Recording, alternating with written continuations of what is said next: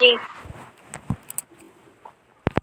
دیکھیے، بسم اللہ الرحمن الرحیم۔ باب اتخاذ السراری ومن اعتق جاریۃ ثم تزوجها۔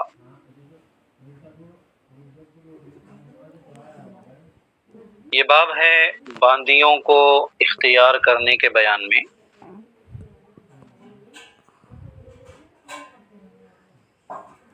ومن اعتق جاریۃ، اور یہ باب ہے اس شخص کے بیان میں جس نے باندی کو آزاد کیا ہو، ثم تزوجها، اور پھر اس سے نکاح کر لیا ہو۔ دیکھیے، باندیوں کو رکھنا، اختیار کرنا یہ جائز ہے، کوئی حرج نہیں ہے، لیکن ابھی رواج باندیوں کا اٹھ چکا ہے دنیا سے، اور اسلام نے باندیوں اور غلاموں کے رواج کو ختم کرنے میں ایک اہم کردار، اہم رول ادا کیا ہے۔ بیٹا، زمانے سے لوگ غلامی کی غلامی کے شکنجے میں کسے ہوئے تھے، جکڑے ہوئے تھے۔ اللہ تبارک و تعالیٰ کے حکم سے رسول اللہ صلی اللہ علیہ وسلم اس دنیا میں تشریف لائے، اور پھر اسلام میں بات بات پر کفارے کے طور پر غلام کو آزاد کرنے کا حکم دیا گیا۔ اس کے علاوہ ازیں اسلام کے اندر غلام کو آزاد کرنے کا ثواب بہت زیادہ بتایا گیا، لوگوں کو ابھارا گیا کہ وہ اپنے غلاموں کو آزاد کریں، آزاد کرنے والے کے لیے ثواب ہے۔ اس طرح سے جو ہے دنیا سے اسلام نے اس غلامی کے تصور کو مٹا دیا، الحمدللہ۔ اب ظاہری سی بات ہے، جب تک یہ غلامی کا رواج مٹتا، اس وقت تک تو شریعت میں احکامات بیان کرنے ضروری تھے۔ ایک قسم کا اعتراض یہ بھی کیا جاتا ہے غیر مسلموں کی طرف سے کہ بھائی، جب اسلام عدل و مساوات کا حکم دیتا ہے تو پھر غلاموں کے متعلق جو احکامات بیان کیے گئے ہیں وہ کیوں بیان کیے گئے ہیں؟ غلام کے لیے جو ہے 2 نکاح کرنا ہے نا، غلام باندی کے لیے 2 ہی طلاق ہیں، اس طرح کے بہت سارے سینکڑوں احکامات ہیں۔ تو جب اسلام نے عدل و مساوات کو حکم دیا ہے تو پھر یہ جو ہے کیوں جو ہے یہ احکامات بیان کیے گئے، یہ اعتراض کیا جاتا ہے۔ تو اس کی بات یہی ہے بیٹا کہ چونکہ جب تک غلامی ختم نہیں ہوتی اس وقت تک تو احکامات ہیں نا، اور شریعت مصطفیٰ الحمدللہ ایسی شریعت ہے جس میں ہر جگہ کے ہر چیز کے ہر وقت کے احکامات الحمدللہ بیان کیے گئے ہیں۔ کبھی بھی کوئی بھی حکم جو ہے وہ خالی نہیں ہے، بس نہ۔ اور یہ بھی کیا ضروری ہے کہ ابھی غلامی کا تصور ختم ہو گیا ہے تو آگے چل کر کے بھی نہ ہو سکتا ہے پھر آگے اس سے ہونے لگے۔ تو بہرحال احکامات تو بیان کرنا ضروری ہے تاکہ کبھی بھی آگے چل کر کے ضرورت محسوس ہو تو اس پر عمل کیا جا سکے۔ بہرحال اب اس اعتبار سے دیکھا جائے تو عورتوں کو باندیوں کو رکھنا، باندیوں کو خریدنا، ان کو اپنے زیر تصرف رکھنا یہ جائز ہے شریعت میں، ٹھیک ہے۔ اور پھر جو شخص خود اپنی باندی کو آزاد کر دے اور پھر اسی سے نکاح کر لے تو یہ بھی بہت بڑے فضیلت کی بات ہے۔ آگے چل کر کے حدیث ہم لوگ انشاءاللہ اس سلسلے میں بھی پڑھیں گے، ٹھیک ہے۔ تو یہ اتخاذ کا معنی ہوتا ہے بنانا، اور سراری جو ہے السریۃ کی جمع ہے، اور السریہ جو ہے باندی کو کہتے ہیں، ٹھیک ہے۔ اتخاذ السراری کا مطلب باندی کو بنانا، باندی کو بنانے کا مطلب کیا ہے؟ باندیوں کو رکھنا۔ کہتے ہیں یہ باب ہے باندیوں کو رکھنے کے بیان میں، اور اس شخص کے بیان میں جو کسی باندی کو آزاد کر دے اور پھر اس سے کیا کرے، نکاح کر لے۔ اس کے تعلق سے اس باب کے تحت کئی حدیث کو امام بخاری نے وارد فرمایا ہے۔ نہ حدیث کو پہلے دیکھیے۔ حدثنا موسى بن اسماعيل قال حدثنا عبد الواحد قال حدثنا صالح بن صالح الحمداني قال حدثنا شعبي قال حدثني ابو بردة عن ابيه قال رسول الله صلى الله عليه وسلم ايما رجل كانت عنده وليدة فعلمها فاحسن تعليمها وادبها فاحسن تاديبها ثم اعتقها وتزوجها فله اجران، ٹھیک ہے۔ ہم سے حدیث بیان کی امام بخاری فرماتے ہیں ہم سے حدیث بیان کی موسیٰ بن اسماعیل نے، وہ کہتے ہیں ہم سے حدیث بیان کی عبد الواحد نے، وہ کہتے ہیں ہم سے حدیث بیان کی صالح بن صالح حمدانی نے، وہ کہتے ہیں ہم سے حدیث بیان کی امام شعبی نے، وہ کہتے ہیں کہ مجھ سے حدیث بیان کی حضرت ابو بردہ رضی اللہ تعالیٰ عنہ نے، اور وہ اپنے والد گرامی رضی اللہ تعالیٰ عنہ سے روایت فرماتے ہیں، وہ کہتے ہیں کہ رسول اللہ صلی اللہ علیہ وسلم نے ارشاد فرمایا کہ ایما رجل کانت عنده ولیدۃ، ولیدہ یہاں پر باندی کے معنی ہے بیٹا۔ کہتے ہیں ہر وہ شخص یا کوئی بھی شخص جس کے پاس جو ہے ایک باندی ہو، فعلمها، تو اس نے اس باندی کو تعلیم دی، اس کو علم سکھایا، فاحسن تعلیمها، وہ اچھی تعلیم دی، وادبها، اور اسے ادب سکھایا، فاحسن تادیبها، تو اس کو اچھا ادب سکھایا، ثم اعتقها، اور ادب سکھانے کے بعد میں پھر اس کو آزاد کر دیا، وتزوجها، اور پھر اسی سے شادی کر لی، فله اجران، تو اس کے لیے کیا ہیں؟ 2 اجر ہیں۔ بات سمجھ آ رہی ہے؟ پہلا اجر کیا ہے؟ پہلا اجر کس وجہ سے ہے کہ اچھی تعلیم دیا، اچھا علم سکھایا، اچھا ادب سکھایا اور اس کو آزاد کیا. ہاں ٹھیک ہے. اور دوسرا اجر کس وجہ سے ہے کہ جس باندی کو اس نے آزاد کیا اسی سے کیا ہے نکاح کر لیا. بس میں آ رہی تھی اس بنیاد پر اسے کیا ہے 2 اجر رہیں گے. پھر سرکار فرماتے وَأَيُّمَا رَجُلٍ مِّنْ أَهْلِ الْكِتَابِ آمَنَ بِنَبِيِّهِ وَآمَنَ بِي فَلَهُ أَجْرَانِ. ہر وہ شخص جو اہل کتاب میں سے ہو جو اپنے نبی پر ایمان لے کر کے آئے اور پھر مجھ پر ایمان لے کر کے آئے، یعنی پہلے اپنے نبی پر ایمان لے آیا تھا، جیسا میرا ظہور ہوا میں نے اعلان نبوت فرمایا تو میرے اوپر بھی ایمان لے کر کے آیا، تو اس کے اوپر بھی کیا ہے 2 اجر ہیں. ظاہری سی بات ہے کہ 2 اجر ہے سمجھ میں آ رہا ہے. ایک اجر جو ہے اس پچھلے نبی پر ایمان لانے کا اور دوسرا اجر جو ہے مجھ پر ایمان لانے کا. ٹھیک ہے. وَأَيُّمَا مَمْلُوكٍ أَدَّى حَقَّ مَوَالِيهِ وَحَقَّ رَبِّهِ فَلَهُ أَجْرَانِ. اسی طرح سے فرماتے ہیں سرکار صلی اللہ علیہ وسلم کہ ہر وہ مملوک، ہر وہ غلام جو اپنے آقاؤں کا حق بھی ادا کرتا ہے اور اپنے رب کا بھی حق ادا کرتا ہے تو اس کے لیے بھی 2 اجر ہیں. آقاؤں کا حق ادا کرنے کا مطلب اپنے آقاؤں کی خدمت کرتا ہے، وہ جو کہتے ہیں اس پر عمل کرتا ہے، ان کی خدمت کرتا ہے، ان کی خلاف ورزی نہیں کرتا. اور رب کا حق ادا کرنے کا مطلب یہ ہے کہ اپنی نمازوں کی پابندی کرتا ہے، جو عبادتیں اس کے اوپر واجب کی گئی ہیں ان عبادتوں پر عمل کرتا ہے. میری بات تو اس کے اوپر بھی 2 اجر ہیں. کیوں 2 اجر ہیں؟ بالکل واضح ہے کہ اب ممالک کا حق اپنے آقاؤں کا حق ادا کرنے کی بنیاد پر ایک رب قدیر کا حق ادا کرنے پر 1 اجر. ٹھیک ہے. یہ حدیث پاک ہو گئی بیٹا. حدیث پاک جو ہے باب کے دوسرے جز سے متعلق ہے جو بالکل واضح ہے نا. ہاں جی. تو پھر اس کے بعد اب حضرت امام شعبی فرماتے ہیں کہ خذها بغیر شیء. جب اپنے شاگردوں کو آپ یہ بات سنا رہے تھے، حدیث پاک سنا رہے تھے، تو اپنے شاگردوں سے کہتے ہیں کہ اس کو لے لو، یعنی اس حدیث پاک کو حاصل کر لو بغیر شیء، بغیر کسی شے کے. قد کان الرجل يرحل فيما دونه الى المدینہ. کہتے ہیں کہ کبھی کبھی لوگ جو ہیں اس سے چھوٹی سی حدیث پاک کو حاصل کرنے کے لیے مدینے تک کا سفر کرتے تھے نا. یرحل رحل، یرحل کا معنی ہوتا ہے سفر کرنا. مطلب یہ ہے کہ تمہاری یہ خوش نصیبی ہے کہ تمہیں بیٹھے جگہ پر حدیث پاک مل جا رہی ہے. اس سے پہلے صرف ایک حدیث کو یا اس سے چھوٹی سی ایک حدیث کو حاصل کرنے کے لیے لوگ مدینے تک کا سفر کرتے تھے. مدینے میں بڑے بڑے فقہا محدثین ہوتے تھے تو ان کے پاس ان کی بارگاہ میں حاضر ہوتے تھے صرف ایک حدیث کو سننے کے لیے. اور تمہاری یہ خوش نصیبی ہے کہ تم کو یہاں بیٹھے بیٹھے کیا ہے حدیث کو سننے کا موقع مل رہا ہے. تو جب امام شعبی جو ہیں اپنے شاگردوں سے جب یہ بات کہہ رہے ہیں تو پھر ہم لوگوں کے لیے کیا کہنا پڑے گا. ہم لوگوں کے لیے تو اتنی سہولتیں ہیں اللہ اکبر کہ اپنے گھر بیٹھے آپ کو آنے کی مدرسہ آنے کی بھی ضرورت نہیں پڑ رہی ہے. گھر بیٹھے بیٹھے جو ہے آپ کو جو ہے ماشاء اللہ بیٹھے جگہ پر بلکہ لیٹے جگہ پر کہہ لو ہے نا. ابھی سچ سچ بتاؤ کتنے بچے ابھی لیٹ کر کے سن رہی ہیں. ابھی اٹھنے کی ضرورت نہیں ہے. ہاں یہ بات سن کر کے اٹھنے کی ضرورت نہیں. بس اتنا سوچو کہ کتنی بچیاں تھیں جو لیٹ کر کے جو ہے سن رہی تھیں. ہاں جی. تو بہرحال فرشتے تو دیکھ رہے ہیں ہے نا. رب قدیر تو علیم و خبیر ہے، وہ تو جانتا ہی ہے. تو کہنے کا مطلب یہ ہے کہ ہمیں اتنی آسانیاں مل گئی کہ گھر بیٹھے بیٹھے لیٹے لیٹے ہم جو ہے احادیث کو سن رہے ہیں. سن میری بات. ہاں جی. تو بہرحال یہ اللہ کا فضل ہے. اور کتابیں بھی ہم کو الحمدللہ کتابی شکل میں بیٹھے بیٹھے موبائلوں میں کتابیں دستیاب ہو گئی کہ ہم جب چاہیں تب ان کتابوں کو بیٹھے بیٹھے لیٹے لیٹے ہوئے ہم جو ہے ان کتابوں کو پڑھ سکتے ہیں، دیکھ سکتے ہیں. بہرحال یہ رب قدیر کا فضل ہے. فرماتے ہیں کہ امام شعبی نے فرمایا کہ خذها بغیر شیء، بغیر کسی چیز کے اس کو لے لو، بغیر کسی عوض کے، بغیر کچھ روپیوں پیسوں کے، بغیر محنت کے، بغیر کہیں گئے ہوئے، بیٹھے بٹھائے یہیں پر جو ہے اس کو لے لو. قد کان الرجل يرحل فيما دونه، فيما دونه سے مراد یہ حدیث پاک سے کم تر درجے، مطلب اس سے چھوٹی بات، اس سے چھوٹا مسئلہ سیکھنے کے لیے آدمی جو ہے سفر کیا کرتا تھا الى المدینہ، مدینہ کا.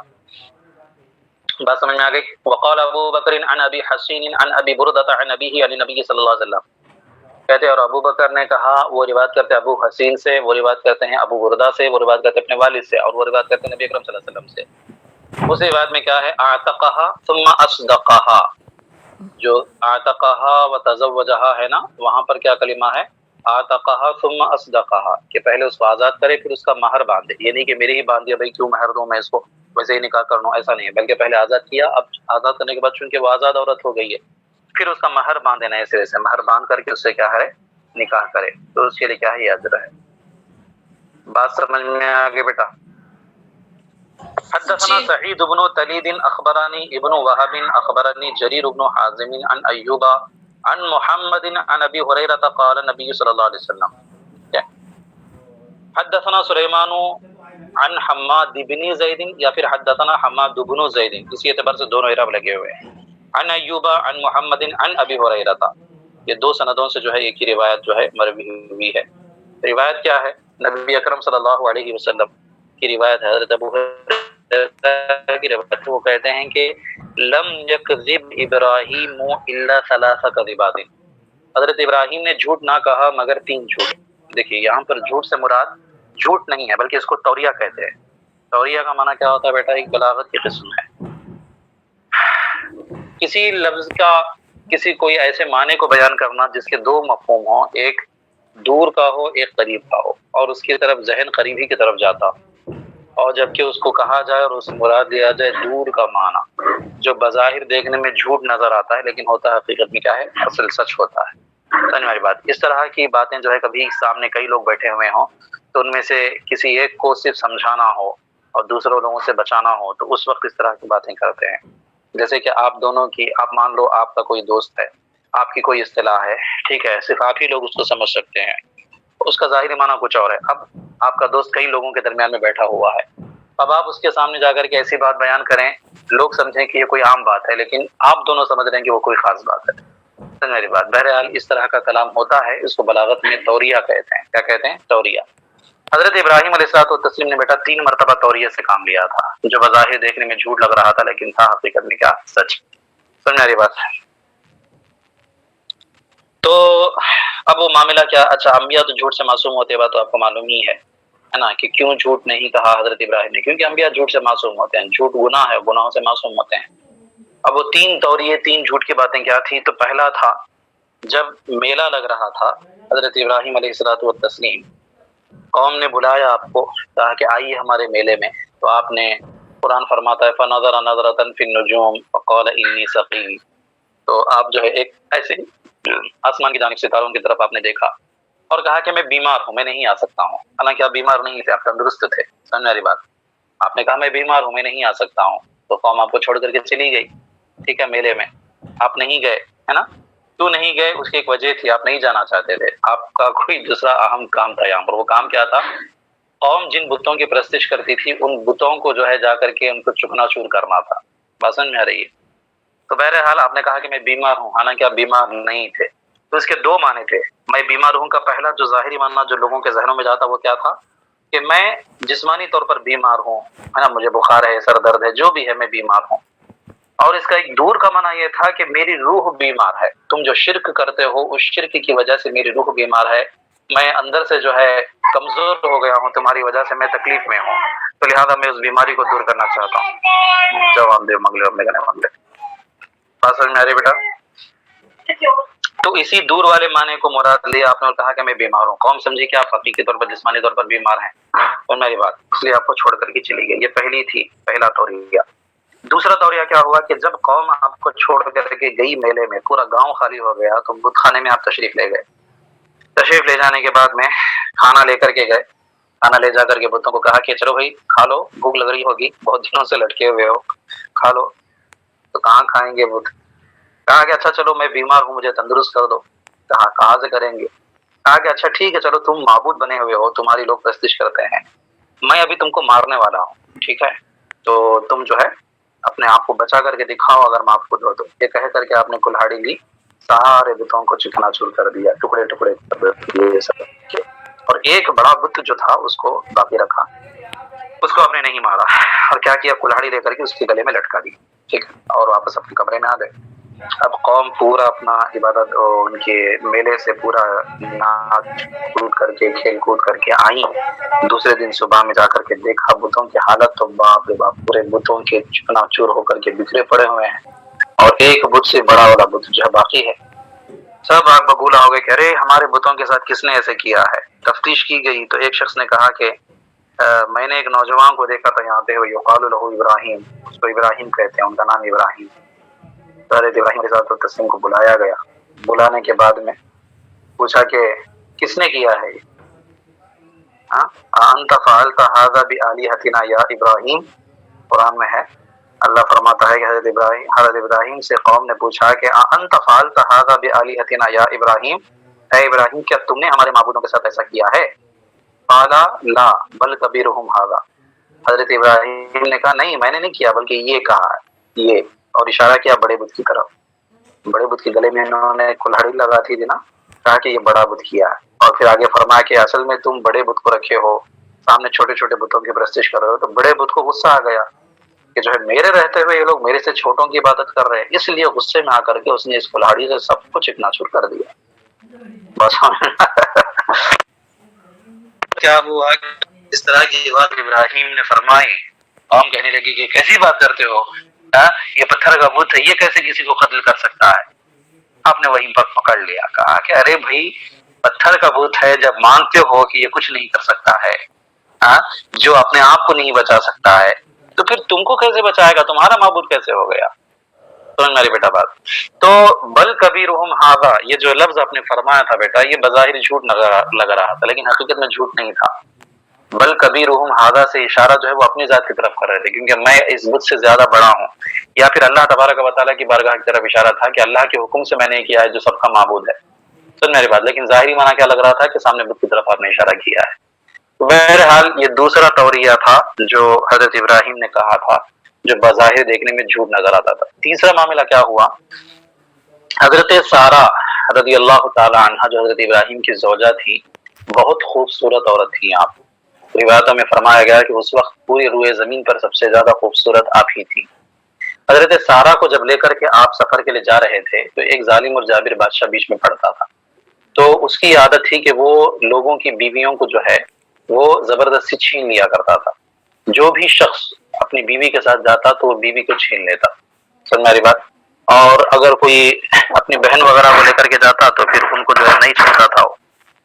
تو ہوا کیا کہ لمبا چڑا واقعہ ہے بیٹا، وہ تفصیل سے نہیں بیان کر سکتے ہیں. مختصر اتنا سمجھ لو کہ وہ جو ہے حضرت سارہ رضی اللہ تعالی عنہا کو پکڑ کر کے زبردستی لے کر کے جاتے ہیں، اور بادشاہ جو ہے آپ کی طرف ہاتھ بڑھاتا ہے بری نیت سے، تو اللہ کے حکم سے آپ کا اس کا ہاتھ جو ہے وہ شل ہو جاتا ہے، بیکار ہو جاتا ہے. سمجھ بات.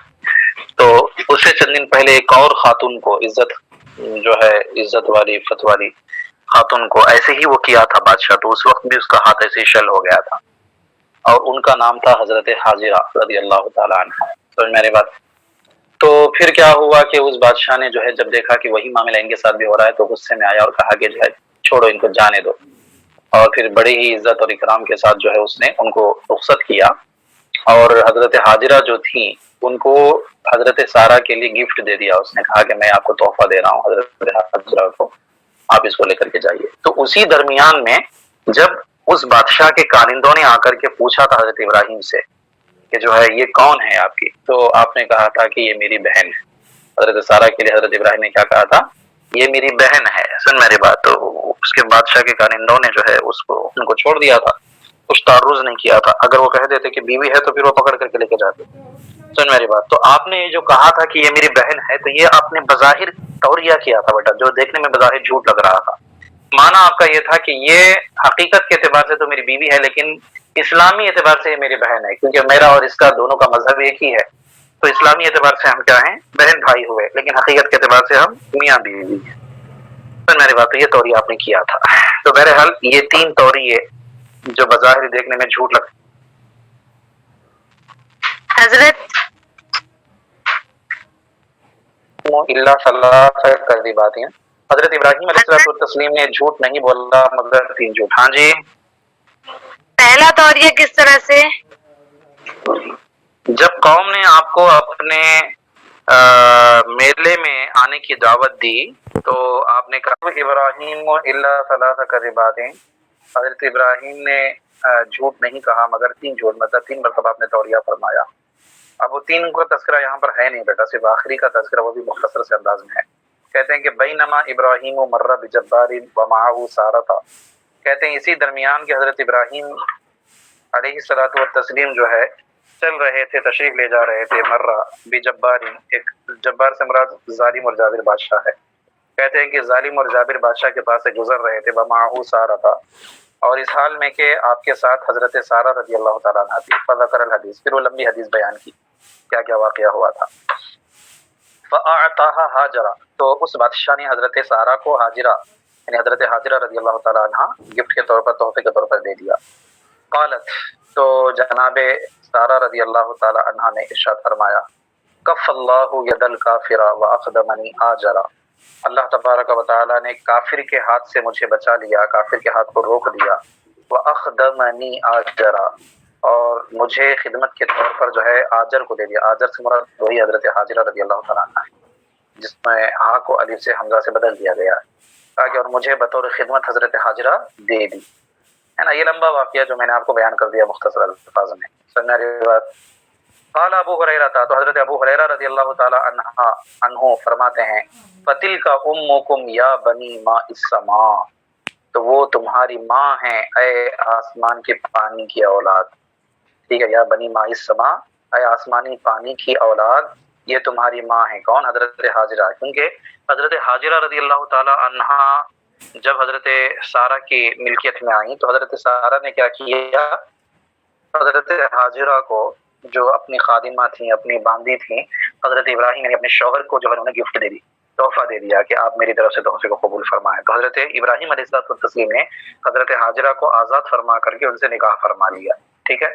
اب نکاح فرمانے کے بعد میں ہوا کیا کہ حضرت اسماعیل علیہ السلام پیدا ہوئے. بات سمجھ میں آ رہی ہے؟ پھر حضرت اسحاق علیہ السلام بھی پیدا ہوئے. سمجھ میں آ رہی بات؟ تو بہرحال پھر وہ آگے کے معاملات ہوئے کہ حضرت سارہ کو اولاد نہیں تھی تو انہیں غیرت ہوئی کہ جو ہے ان کو اولاد ہو گئی، مجھے نہیں ہوئی ہے. تو آپ نے عریضہ پیش کیا کہ جو ہے آپ ان کو الگ رکھیں. تو پھر اللہ کے حکم سے حضرت ابراہیم علیہ السلام حضرت حجرہ اور حضرت اسماعیل لے کر کے ادھر آتے ہیں. کہاں پر؟ مکہ، عرب میں آتے ہیں. عرب میں آ کر کے وہاں پر جو ہے آبادی بساتے ہیں. اس طرح سے پھر حضرت اسماعیل علیہ السلام جوان ہوتے ہیں. حضرت اسماعیل علیہ السلام جوان ہونے کے بعد میں قبیلہ بنو جرہم جو ہے قبیلہ تھا یہ یمن قحطان کا، تو وہ قبیلہ گزر رہا تھا. تو ان لوگوں نے دیکھا کہ یہاں پر پرندے اڑ رہے ہیں، تو سمجھے کہ کچھ کھانے پینے کا سامان ہوگا، کچھ آبادی بستی ہوگی، تو وہ لوگ یہاں پر آئے. حضرت حاجرہ اور ان لوگوں سے ملاقات ہوئی، وہ قبیلہ وہیں پر آباد ہو گیا. پھر اس کے بعد میں جب بڑے ہو گئے، حضرت اسماعیل علیہ السلام جوان ہو گئے، تو اسی قبیلے کے ایک معزز خاتون سے آپ نے نکاح فرما لیا، اور پھر ان کے ذریعے سے جو اولادیں ہوئی بیٹا انہی سے جو ہے عرب بسا ہے. عرب کے جتنے بھی لوگ ہیں وہ سب حضرت اسماعیل علیہ السلام کے اولاد میں سے ہیں، اور انہی اولاد میں سے نبی اکرم صلی اللہ علیہ وسلم بھی تشریف لائے. اس کی اولاد میں سے حضرت اسماعیل علیہ السلام. تو اب حضرت ابو ہریرہ ان کو خطاب فرماتے ہوئے ارشاد فرماتے ہیں کہ فتیل کا امکم، تو وہ یعنی حضرت حاجرہ رضی اللہ تعالیٰ عنہ جو ہے امکم تمہاری والدہ ہیں، یا بنی ماء السماء، اے آسمان کے پانی کی اولاد. یہ ماء السماء، بنو ماء السماء جو ہے یہ حضرت اسماعیل علیہ السلام کی اولاد کو کہا جاتا ہے بیٹا.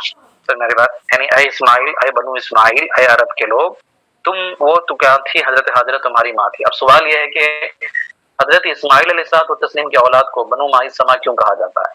تو اس کی وجہ کئی بیان فرمائے گئے ہیں. ایک وجہ یہ ہے کہ ان کا نسب اس طرح سے پاک ہوتا ہے جس طرح سے جو ہے آسمان سے برسنے والا پانی جو ہے پاک اور صاف ہوتا ہے. یعنی عربی حضرات جو ہے اپنے نسب کو بہت ہی صاف ستھرا رکھتے ہیں بیٹا، نسب کو بہت محفوظ رکھتے ہیں، اور ہر کسی کو اپنا نسب نامہ پتا ہوتا ہے. آج ہم اگر دیکھتے ہیں تو ہمارا نسب ہم کو کچھ پتا ہی نہیں ہے نا. آج ہمارے نسب کو ہم دیکھتے ہیں، ہمارے والد کا نام، ہمارے دادا کا نام، بہت بڑے تو دادا کے والد کا نام ہم کو یاد ہوگا، ان کے والد کا نام ہم کو پتا ہی نہیں ہے، ان کے والد کا نام ہم کو پتا ہی نہیں ہے. لیکن عرب میں علم الانساب میں بہت ماہر تھے، ہر کوئی اپنے اپنے نسب کو اچھی طرح سے جانتا تھا. حضور صلی اللہ علیہ وسلم کا نسب آپ جانتی ہی ہیں، سرکار کا نسب آپ کر کے حضرت ابراہیم علیہ السلام تک جاؤ بیٹا ادھر، حضرت ابراہیم علیہ السلام تک، اور پھر حضرت ابراہیم کا نسب آپ دیکھیں گی تو حضرت آدم علیہ السلام تک پہنچتا ہے. تو اس طرح سے نبی اکرم صلی اللہ علیہ وسلم کا نسب جو ہے وہ آپ کے آبا و اجداد کا پورا نسب کہاں تک پہنچتا ہے؟ ادھر جاؤ بیٹا، میں پڑھا رہا ہوں، چلو ادھر جاؤ، ہے نا. تو ان کا نسب جو ہے وہ کہاں تک پہنچتا ہے؟ یا اللہ، یہ بچے ہمارے مانتے نہیں ہیں. جاؤ بیٹا ان کو لے کے جاؤ، لے کے جاؤ بیٹا. ہاں بیٹا. تو بہرحال تو اب چونکہ آپ لوگوں کا نسب اتنا صاف ہوتا ہے، بارش کا پانی آپ دیکھی ہوں گی ہر طرح کے آمیزش سے پاک ہوتا ہے، بالکل صاف ستھرا برف کی طرح رہتا ہے نا. جبکہ وہ وہی پانی جب زمین پر پڑتا ہے تو پھر زمین کے پانی سے مل کر کے اس کا رنگ جو ہے چینج ہو جاتا ہے. تو اس بنیاد پر آپ کو بنو ماء السماء کہتے ہیں. دوسری وجہ یہ بیان فرمائی گئی کہ حضرت ابراہیم حضرت اسماعیل علیہ السلام تسلیم کے قدموں ہی کی برکت سے آب زمزم نکلا تھا، ہے نا، زمزم کا کنواں، اور وہ زمزم کے کنویں سے پورا عرب سیراب ہوتا ہے. بات سمجھ آ رہی ہے. اور زمزم کا جو پانی تھا وہ اصل میں جنتی پانی تھا، آسمان سے اترا ہوا تھا. تو چونکہ زمزم کا پانی جو ہے وہ حضرت اسماعیل علیہ السلام تسلیم کے قدموں کی برکت سے نکلا تھا، تو آپ کی اولاد کو انہی کی طرف اشارہ کرتے ہوئے بنو ماء السماء کہا جاتا ہے، کیونکہ زمزم کا پانی اصل کیا ہے؟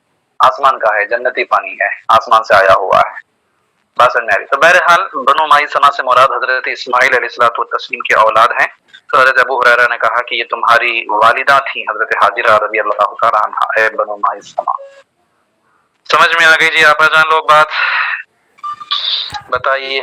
اتنے مختصر سی بات حضرت امام بخاری بیان کر کے چلے گئے اور ہم یہاں اس کو بیان کرنے لگے، پورا وقت ہی چلا گیا معاملہ. 27. بہرحال تو